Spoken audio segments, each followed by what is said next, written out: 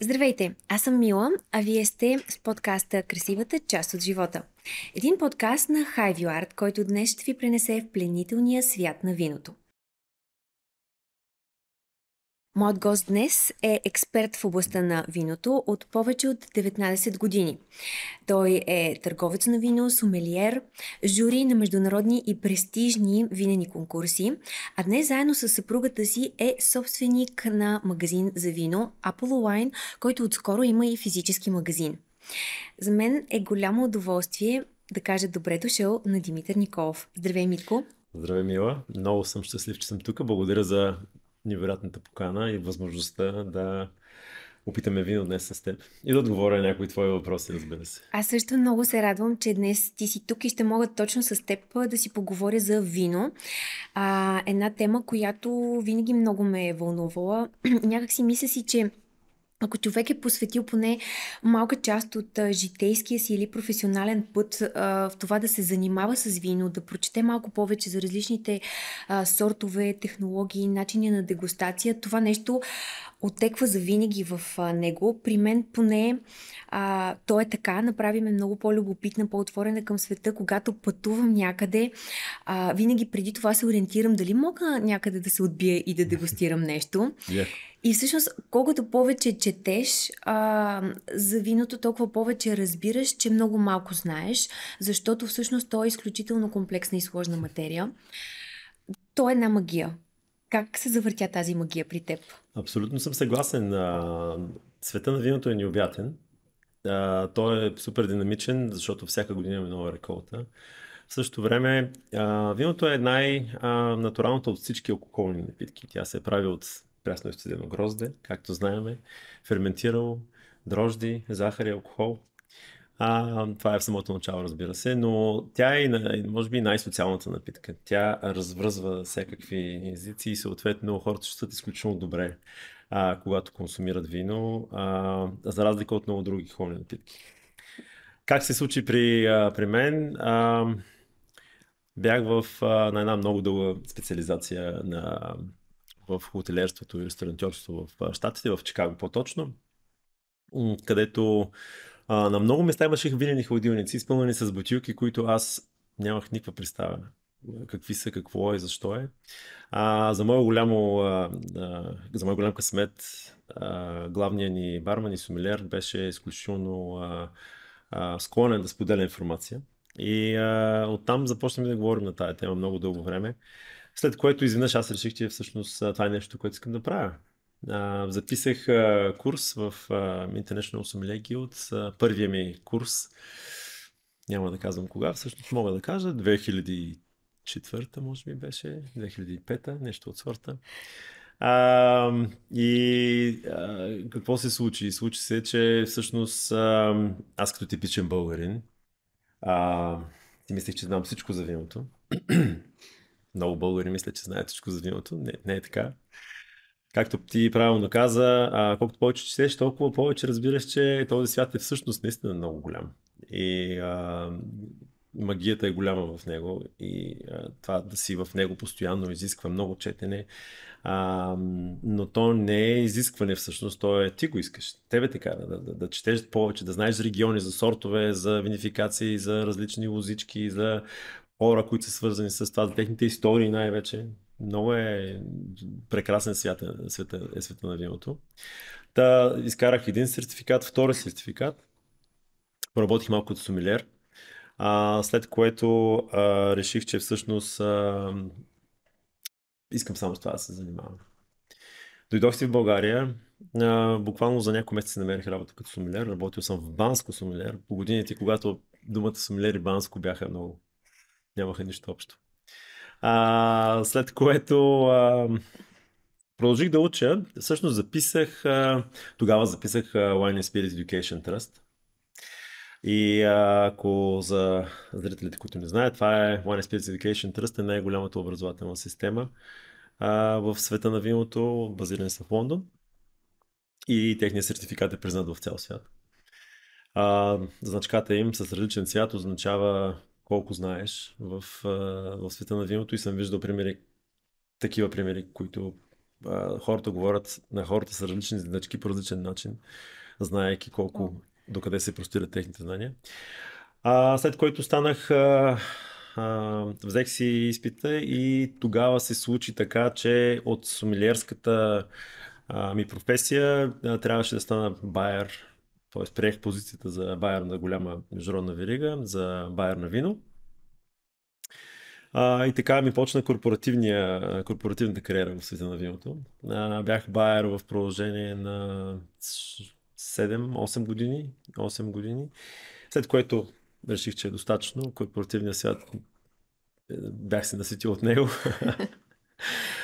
Междувременно започнах да уча диплома, която през 2009 диплома за Wine Spirit Education Trust, която трябва да се признае, че не съм все още завършил.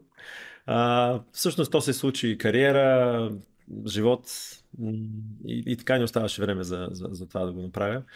Но сега съм решил вече наистина да предприема така, че да я взема тази диплома, защото аз съм я учил много, много пъти.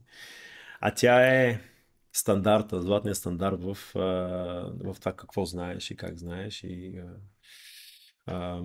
хората, които имат тази диплома, така се реализират и се чувстват много комфортно да говорят за вино. Но и преди това, разбира се. много вълнуваща история.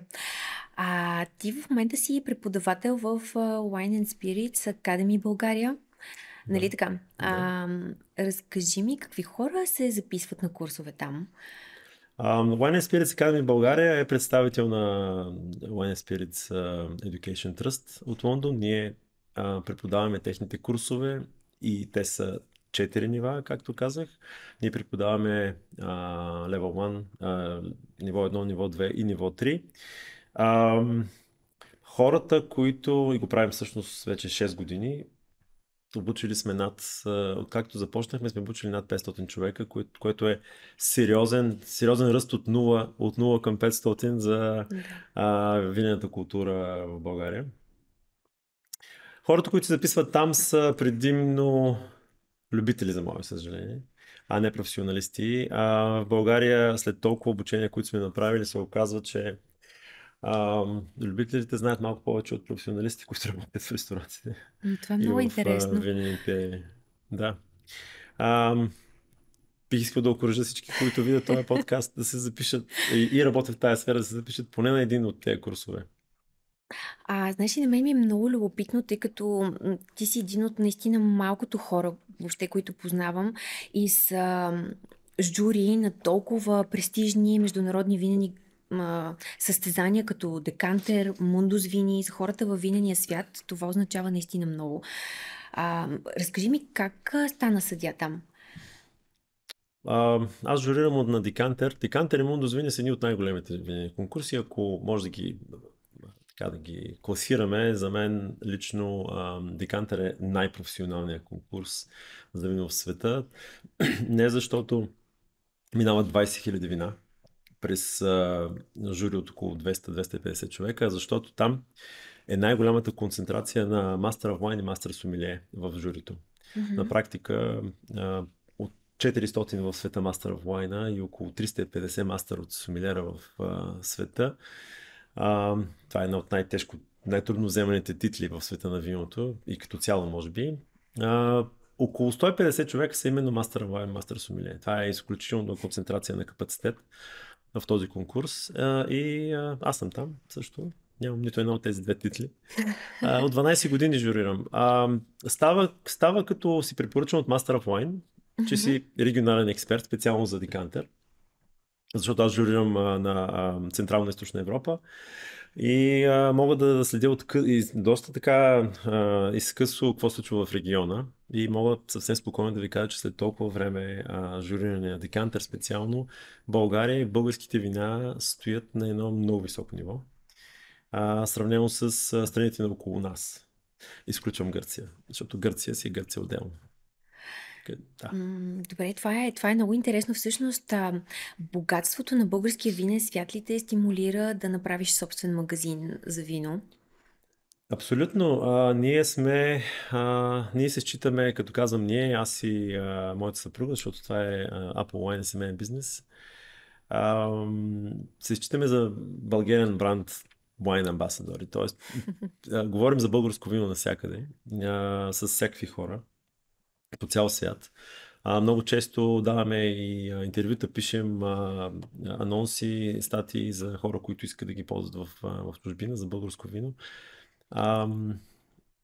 Все повече такива има като нас, но всъщност за българското вино не се знае много извън България. Затова нали, ние непрекъснато искаме да правим това. Да, стимулирани, ние подкрепяме българското вино, подкрепяме огромна част от българските изби, стараем се да показваме много от тях навън и да разказваме за тях. Днес съм донесъл 2 български вина, които ще разкажа за тях, които са доста интересни. Като цялата същност на това, което правим, тя се върти изцяло, всичко е свързано с вино. Ние преподаваме, обучаваме, купуваме, продаваме, дегустираме. Всичко, което правим е свързано с вино и предимно с българското вино. Чудесно. А откъде се вдъхновихте за името? Апо звучи много космическо. Да, една нощ медитирах върху на тази тема, как трябва да се казва. Всъщност идеята е моя. И наистина цяла нощ трябваше доста да се фокусирам върху това какво искам да се получи от това вино. От това име. Искахме сайт, който естествено да е свободен, защото първоначално ни стартирахме като онлайн магазин и това ни е основния бизнес в момента, нашия онлайн магазин apolline.com. Трябваше да бъде свободно. Съответно, Apple много често се свързва с всички мисии в космоса, американски, но всъщност Apple и много дълго време това беше нашия символ, е една пеперуда, която е разпространена на територията на Европа и Евразия. Тя е с лилави крилца, има и червени точки като от вино на крилата. И аз исках да е с буквата А, исках да звучи да е звучно, да е красиво името и да има думата wine закачено за нея. И някакси то само си дойде, като правих ресърч да видя какво е точно свързано с думата Apple. Много често не свързват с Аполон, с космически мисии, а всъщност тя е една пеперуда. Отскоро изменихме изцяло визията на сайта и пеперудата отпадна. Имаме ново лого, нова визия, но Apple Wine остана. Ами сега предстои най-интересната част от нашия разговор. Всъщност то няма да е само разговор, ще бъде и дегустация на вината, които си ни донесъл. Да. Ще ми кажеш ли с кое вино ще започнем? Ще започнем с едно вино, което е абсолютно класическо от региона Шампан. Ще дегустираме Барон Ротшилд Брут, Конкордия Брут шампанско. И докато си говорим, аз ще ви покажа как безопасно се отваря бутилка вино. Сега, първото и най-важно нещо при отварянето на бутилка с пенливо вино, без значение дали е шампанско или друго пенливо вино, е, че трябва да знаете, винаги трябва да е безопасно. Тоест, трябва да е отворена, бутилката трябва да е много добре охладена. Ти знаеш до колко градуса? До 8? 8? Поне, да, до 8 градуса. Трябва да сме сигурни, че течността вътре е еднакво хладна, т.е. не само отдолу, но и цялата част от на виното трябва да е охладено добре. Винаги, когато отваряме бутилка пенливо вино, трябва да знаем, че вътре има 5 атмосфери. Това е огромно налягане. Представете си, една автомобилна гума има 2,2. Това е налягането на една автомобилна камион. Има огромно налягане вътре, което иска да излезе. Винаги бутилката трябва да е по 45 градуса, да е насочена там, където няма хора в тази посока. И след като, аз така ще го поставя за момент, след като отворим, махнем фолиото и започнем да въртим, да освобождаваме тази кошничка, тапата и да я развиваме. Колко пъти знаеш, че се развива тази? 6. Винаги е 6, абсолютно винаги е 6. 1, 2, 3, 4, 5, 6. Точно така. Сложих си, палеца съм го сложил вече тук. Съответно аз не пускам и не махам нищо друго, просто я хващам бутилката и завъртаме винаги дъното на бутилката. Винаги се завърта дъното на бутилката, за да може а не тапата, за да може да контролираме как тя излиза. Ето тя излиза, почна да излиза вече. И единственото нещо, което трябва да се чуе при отварянето на правилното отваряне на пенливо вино е това. Максимум този звук. Да. И сега можем да налееме. Добре, ти си ни донесъл и специални чаши, Да, аз подходящи за дегустация. държа винаги чашите, с които да се дегустират, да са правилните за всяко едно вино. Кое е по-различното на тази чаша от всички останали? Тя е скосена в дъното, за да се виждат как излизат балончета. Те са изключително важни за оценката на вино, когато журираме подобни вина. Колкото са по-малки и колкото по-интензивно излизат от дъното.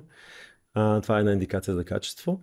Тук са ни много мънички, доста така Така е. будни балончета. А има ли отношение, че излизат от центъра и се разливат нагоре? Чашата е направена така, че винаги, т.е. за пенливо вино, чашата винаги трябва да е с много тясно дъно, за да може винаги да излизат право нагоре.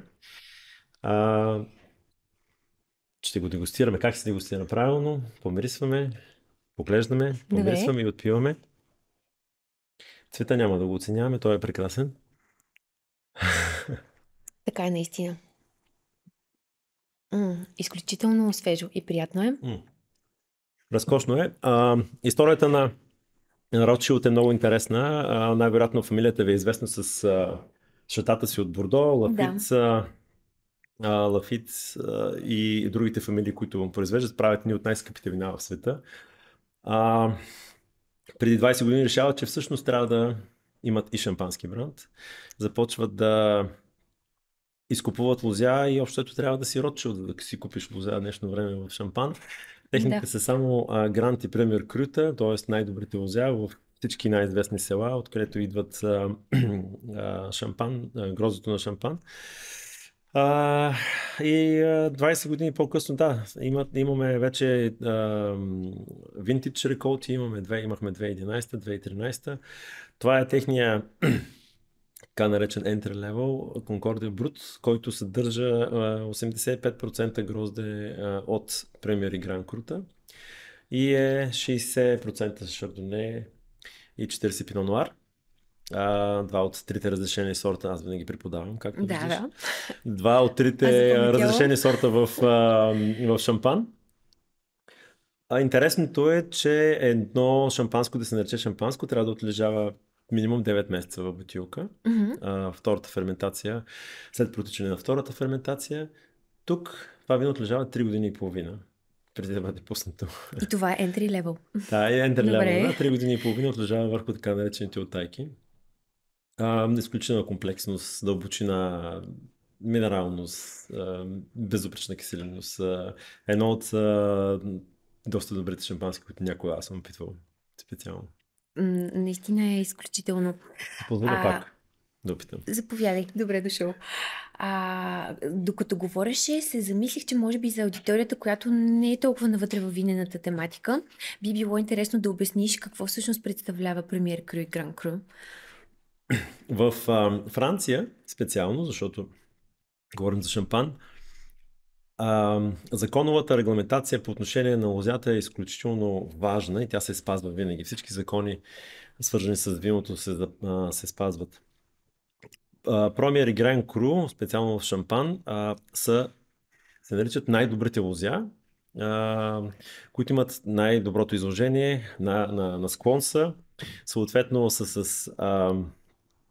от тях идва най-доброто грозде, не защото са на склон или с най-доброто изложение, а защото добива от тях се намаля според това, в зависимост от това дали е Гран Крю или Премиер Крю, се намаля допълнително, което означава, че намаляйки, правейки зелена беритба, т.е. махайки повечето от гроздовите чепки, съответно лозата храни по-малко грозде и дава много по-качествен плод.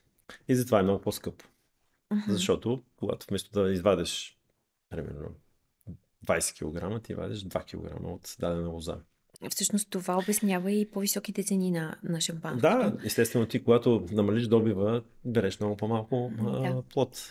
Съответно, в зависимост от нивото на дали е Премиер или Гран Кру, там е много стриктно. Много стриктно регламентиран добива с закон. Не можеш да правиш повече от колко си килограма от декар.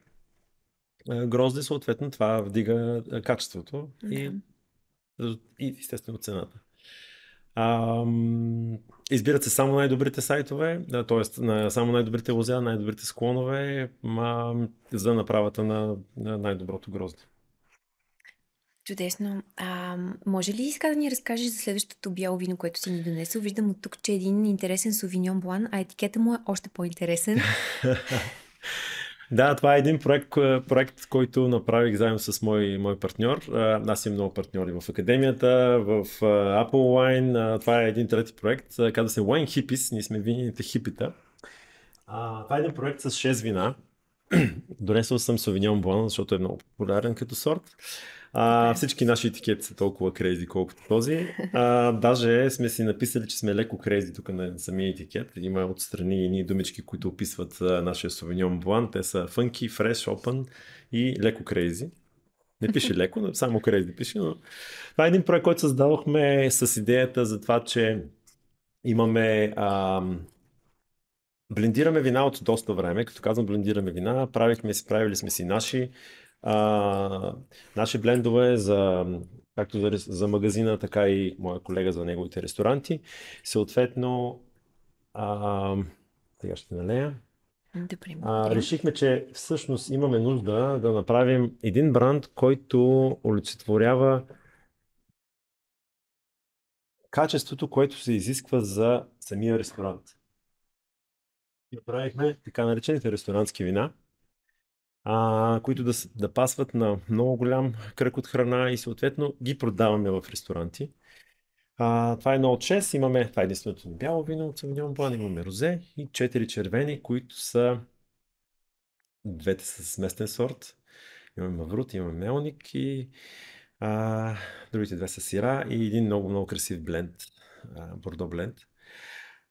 Всички ни етикети са такива, правим ги в 6 различни изби, никой не крием къде ги правим, напротив, промотираме избите, с които работим, на 6 различни прекрасни теруара за всяко едно вино.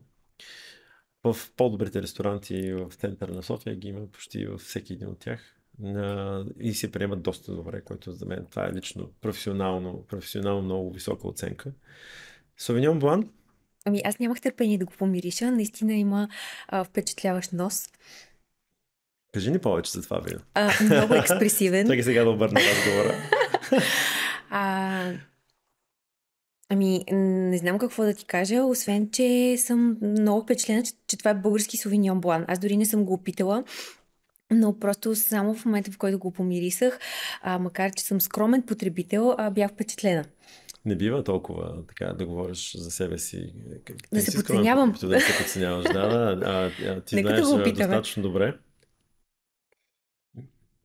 Достатъчно много знаеш за виното. Да, това е един Sauvignon Blanc, който е направен да се харесва. Аз съм съгласен с теб, че за български Sauvignon Blanc това е едно вино, което е доста добро. Аз винаги се шегувам с това, че ако аз имах силата да изкореня всички Sauvignon Blanc в България, би го направил, защото е твърде топло. Да, знам, аз така имам такива афинитети малко на крайни, крайно да се изказвам, но Sauvignon Blanc, този Sauvignon Blanc е от един теруар в Средна гора, в лозята на Медалидара. Те работят изключително много, последните 10 години, изключително много с модерна технология за намирането и отглеждането на най-добрите си лозя. А Sauvignon Blanc им е фантастичен и аз съм много щастлив, че те ни дават възможност ние да блендираме там. Какво правим ние? Те правят виното, дават ни боичките, с които да нарисуваме картината, а ние с колегата ми рисуваме финалния бленд. Рисуваме тази картина. Това е нашия принос в направата на виното, но той не е малък. Блендинга на дадена изба е едно от най-важните неща. Да. За да можеш винаги стилистиката е тази, която искаш да покаже избата и съответно да можеш да покажеш и теруара на самото място. Аз мисля, че сме успели с този Sauvignon Blanc двете да направим. Така е, да. Ти всъщност в началото спомена, че Sauvignon Blanc се търси изключително много. Това ли е най-търсеното бяло вино в момента в България? Категорично. Да, категорично. Има доста има доста сериозен тренд в посока български местни сортове, който е голяма радост за мен. Изключително съм радостен за този факт. Но Sauvignon Blanc е там някъде горе. По интерес и по продажби всичко останало е много ниско. А какво зароди този тренд? Новозеландския Sauvignon Blanc, неговата експресивност? Да, определено Sauvignon Blanc изведнъж стана, след Шардоне, Sauvignon Blanc изведнъж се оказа доста по-свеж, доста по-интересен. Хората изведнъж се влюбиха в него и тази любов продължава много дълги години, което е страхотно. Дори в световен мащаб все още Sauvignon Blanc се радва на изключителен интерес. И да направиш български Sauvignon Blanc е доста смело, защото, както казах, в България е доста топло. Но ние искахме да покажем, че всъщност може да се прави и в България Sauvignon Blanc и то по този начин. Добре, ти спомена всъщност, че вече се заражда интерес към някои локални местни български сортове. Кажи ми, кои са те? Хубаво да ги популяризираме. Те са благодаря за този въпрос. Да, благодаря за този въпрос. Огромен интерес напоследък се наблюдава в всички видове мискети. Като казвам всички видове мискети, тези, които не знаят, мискетите носят имената на локациите, откъдето идват. Варненски мискет, врачански мискет, сунгуарски мискет, разбира се, сандански, кайлъшки. Всички те са доста многолики, всъщност, но общото при тях е, че са цветисти, леки, ароматни. Изключително интересни вина се получават от тях, особено с новата вълна от млади, така, обичащи да експериментират технолози. Друг такъв сорт е от ароматните е тамянката. Тамянката е много близка до мускат, и то до най-качествения, който е мускат до Петигрен. Мускат с малките зранца. Тамянката се радва на много голям интерес. И димят. Димята е един сорт, който е много стар български сорт. За съжаление, той все още някакси там стои назад, заради липсата на експресивност в аромата, но вкусово е прекрасен. Той е почти като Sauvignon Blanc. И този тренд е там. Имаме 5 над от сандански мискети, имаме невероятни вина от цяла България, от мискетните сортове. Кажи ни, какво е петнат? Петнат е едно съкръщение от френската дума Питилян натурел. Естествено пенливо вино, което е всъщност само с една ферментация и затова то стои леко мътно винаги. Това е, може би, най-стария начин за правене на пенливо вино. Първият начин за пенливо вино, преди да се е появила втората ферментация, възможността тя да се случва в бутилката. Петнат спада към категорията на така наречените натурални вина, защото то е нефилтрирано, няма добавен нищо в него, така че това е едно натурално пенливо вино. Чудесно, аз нямам търпение да пробвам и последното червено вино, но си имам няколко интересни въпроса за розето и не ми се иска да ги пропускам. Всъщност, знаеш ли, че все още в България доста битува мита, че розето се прави като смесиш бял и червен сорт? Няма как да не се засмея тук, да. Няма как да не се засмея. В интерес на истината, за тези, които така си мислят, много дълго време, много дълги години, основно да се върнем във Франция, беше разрешено да се смесват бяло и червено вино за направата на розе, докато не го забраниха със закон. Това, което... как се прави розе? Розе се прави по един не толкова сложен начин, в същото време някакси той се убива в една такава мистерия. Няма нищо мистериозно. Трябва да имаме червено грозде, което червено грозде, след като сме го смачкали, оставяме гроздовата ципа да постои малко с сока, който сме изтискали от самото грозде. Сока на гроздето винаги е бял. Съответно, оставяйки на червеното грозде ципата в контакт с този сок, той отцветява сока. След което, когато на нас ни хареса цвета, който сме постигнали, махаме ципите и ферментираме като бяло вино. Тоест, бялото вино се ферментира без ципите, само сок. Това е. Така се прави розе. Забелязала съм, че българското розе е малко по-тъмно от провансалското. Разбира се, има различни стилове, розено. Какво предпочиташ ти? Всъщност Трябва, ти имаш ли си любими трябва да стилове видиш, вина? трябва да видиш Pink Up Vibes, нашото розе от проекта на Wine Hickory, той е почти бяло. Така ли? Да. Ти като си дегустирал толкова стотици хиляди вина, имаш ли си някакви любими стилове? Например, като седнеш вечер да вечеряш, какво предпочиташ?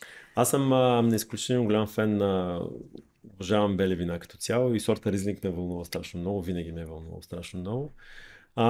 И може би аз от толкова години се занимавам с вино, така леко винния снобизъм ме обхваща. От червените Пино Нуара ми е така, един от най-любимите сортове. Въпреки, че никой не съм правил Пино Нуар и много ми се иска един ден да се направи наш Пино Нуар. Обожавам категорията пенливо вино. Пет нати, традиционен метод пенливо вино, шампан, не шампан, без значение. Обожавам пенливи вина.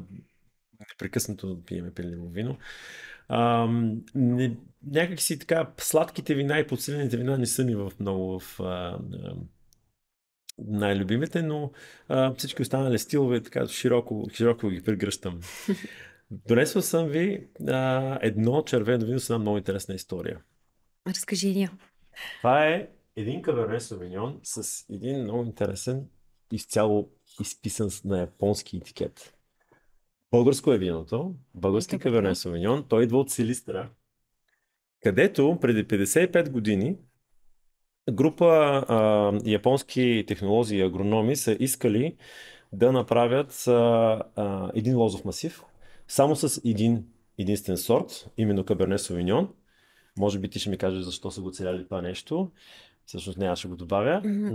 Защото Каберне Совиньон притежава един от най-високите антиоксидантни свойства. Тоест, те са искали да направят едно вино, което има много ресвератрол в него, за да може да, след като направят това лозе и след като направят вино от него, да го изнесат и да лекуват хората, пострадали от Хирошима и Нагасаки, 20 години след бомбардировките, като част от тяхното лечение. Това не е измислица, истинска история, има всякакви документи за това. И те намират, че в Силистра, естествено Силистра не е бил първият им теруар, който са проучвали, искали са да го направят в Тоскана, в Сърбия някъде, но накрая са решили да го направят това лозе в Силистра в България, именно заради теруара. Засаждат го, 10 години правят лозе от вино от него, изнасят го за Япония. И преди 55 години, нали, ако видим кои години са това, нещата се прекъсват. Тук говорим за 89-та година на миналия век. Съответно, всичко прекъсва и това лозе, 550 декара лозе, бива изоставено.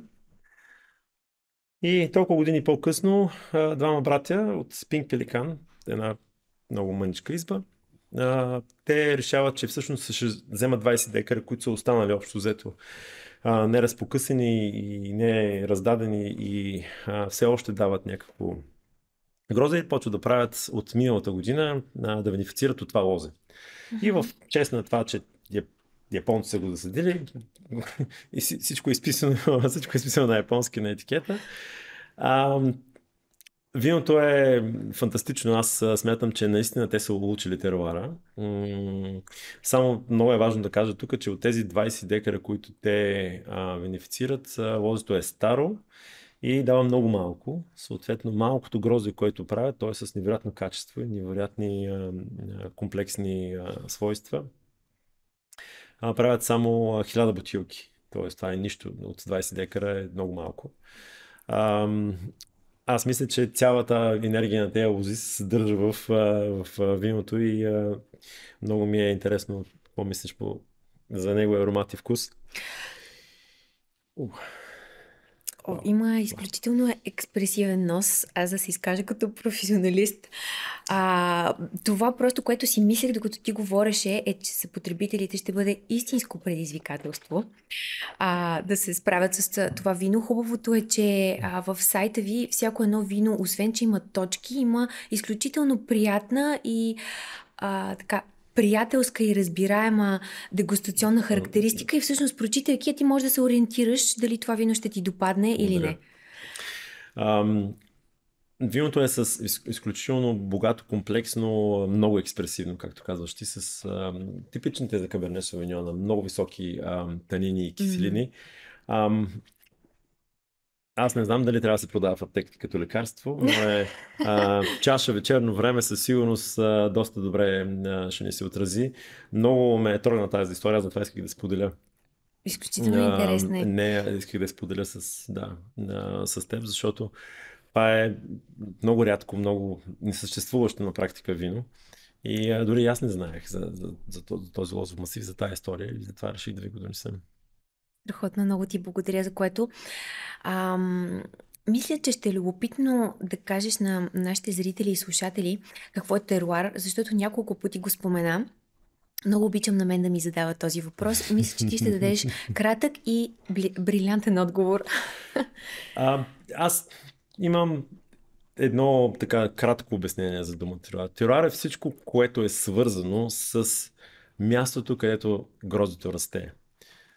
Почва, климат, вятър, слънцегреене, количество валежи.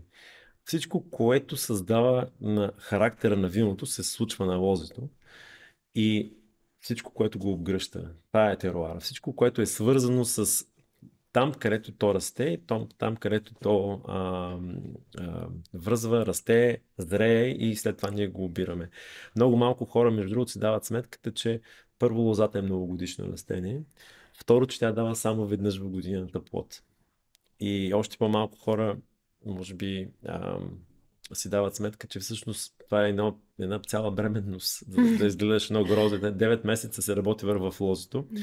И през тези 9 месеца лозата стои в този теруар, в мястото, където е засадена. И тя черпи от почвата, променят се климатичните условия.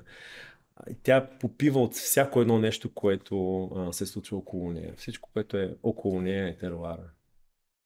Страхотно. Искам да те върна малко на оценяването на вината. Как се случва този процес в вашият магазин? Всяка бутилка ли се дегустира от теб и съпругата ти? Задължително, да. Всяко едно вино, което ние имаме около 1000 вина, не е много, около 1000 и нещо вина на сайта. Магазина, за съжаление, са много по-малко заради местото, което имаме, но всяко едно вино, което ние слагаме на сайта, е дегустирано от нас и то покрива едни минимални критерии. Тоест, ние винаги гледаме да сме над 85, много често над 87 от 100 точки. Това е 100-точковата скала. Обикновено на всички конкурси журирам именно по нея, по 100-точковата система. За едно вино, за да получи 85 точки, то е в графата много добро вино. Трябва да има баланс, трябва да има дължина, трябва да има интензитет на аромата и на вкуса и е хубаво да има и така наречената комплексност. Ако мога да дам пример, това е едно от типичните вина, които покриват всички тези показатели, този Каберне Совиньон, който току-що опитахме. Има ли много вина, които имат 100 точки? Всъщност има ли такива вина? Много малко са тези вина, да. В света на виното като цяло има много малко вина, които имат има ли българско вино, което има 100 точки? Имаме едно много скромно розе. Можем ли да споменаваме брандове? Благодаря. На Вила Юстина, една изба от Пазарджишко, което е от 100% рубин. Това е много интересна историята, защото то струва 17-18 лева, 17 лева, може би по-малко. Това вино е с 95 точки от декантър. Розе, българско от местен сорт. Като тази година, миналата година, март месец беше наградено 95 точки, предните две реколти бяха 93-94, т.е. не е случайен този резултат. Има такива, които са 95-96. Слава Богу, в България и декантърът започна наистина да вижда какво случва в България. Имаме все повече златни медали от декантър, които са над 95 точки. Има доста такива вина, доста, десетки са, не са стотици от хилядите вина, които се произвеждат. Като спомена рубин, има ли и други местни български сортове, в които ти виждаш някакъв потенциал? Общо бели и червени български сортове не са много, но тези, които имаме, от червените Маврут, Рубин, ще си позволя да сложа гъмзата, въпреки че тя не е местен сорт, но аз винаги я слагам като местен сорт. Мелнишките сортове имат огромен потенциал, като може би на първо място аз винаги слагам Маврут и Рубин веднага следващ. Според мен местния сорт Маврут трябва да се работи много в клоновата му селекция, да се подобряват лозите, да се правят още по-добри вина, но ние направихме страхотен скок от това, което беше преди Маврут и това, което в момента имаме в много бутилки. И има невероятни мавруди към днешно време. А от белите аз ги споменах, кои са сортовете. Мескети, димят. Има невероятни гъмзи, между другото. Няколко, но са много хубави. Любопитно ми е, кое е най-скъпото вино, което си пробвал? Сигурно е някаква много стара реколта. Някъде там из Франция. Да, определено това, което винаги аз искам да дегустирам са класическите региони. Бордо и Бургундия, нали, на първо място. А все пак едно бургундско вино ме обърна, в началото не разказах, но беше всъщност, докато дегустираме с онзи менеджер, онзи бар менеджер, сомелиер в хотела, в който работих в Чикаго, опитахме едно бургундско вино, няма да спомня никога кое беше, но не беше entry level със сигурност, не беше от ниските нива, имаше много села закачени към името му. Изведнъж аз реших, че това искам да се занимавам, т.е. Пино Нуара тотално ме обърна към най-старите. Също си говорихме на тази тема, между другото. Опитвал съм Лафит, опитвал съм Мотон Ротшилд, стари реколти. Много бих искал да опитам някога Домен Романе Конти, най-скъпото вино в света, и то е хубава реколта, направено от Пино Нуар. Не съм имал възможност, но съвсем скоро опитах 2017 Ле Куртон на Бушар Перенфис, който ме изненада доста. И стари шампански. Аз съм фен на шампанските. Опитвал съм много стари реколти. 96-та, 98-та, 2000-та година шампански. Там всичките, Дом Периньон, Кристал и така нататък. Голям фен съм там. Чудесно. Определено виното е голяма магия и ти я представяш на аудиторията по такъв начин. И аз вече вървя към края на нашия разговор с финалният ми въпрос. Има ли нещо друго, което те вдъхновява и вкарва повече цвят в живота ти? Освен виното. Освен виното? Да. Тази сутрин бях на второто ми хоби, което е кросфит. Много обичаме с съпругата ми този спорт. Много рядко хората знаят какво е кросфит като цяло, но спортуваме много, тичаме много. Спорта е другото нещо, което най-много ни държи и ни вълнува. И често го практикуваме, даже някой път твърде често. Митко, много ти благодаря за този разговор. Той беше наистина вълнуващ и изключително интересен. Ако е бил такъв и за вас, може да го споделите с приятели, да ни последвате във всички стриминг платформи, да ни гледате в YouTube и разбира се в сайта ни HiViewArt. Аз ви обещавам, че следващите ни гости ще бъдат може би почти толкова интересни и вдъхновяващи, колкото нашият гост днес, Димитър Николов. Благодаря ти още веднъж. Благодаря и аз. Здраве. Виж с кое. Това ли ми казва? Здраве, добре.